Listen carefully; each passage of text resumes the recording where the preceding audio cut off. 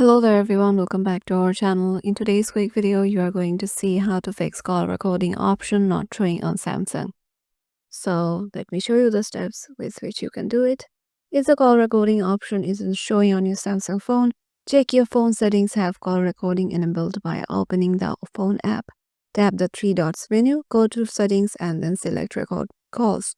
Ensure that your region allows call recording as this feature may be restricted based on location.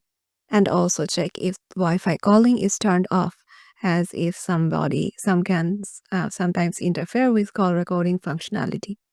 There are some key steps to check. Open up your phone app. Launch the phone app on your Samsung device. Then tap the three dot menu in the top right corner and select settings. Look for the call records in the settings menu and ensure it is toggled on. Be aware that depending on your location, call recording may be restricted by Samsung due to legal reasons.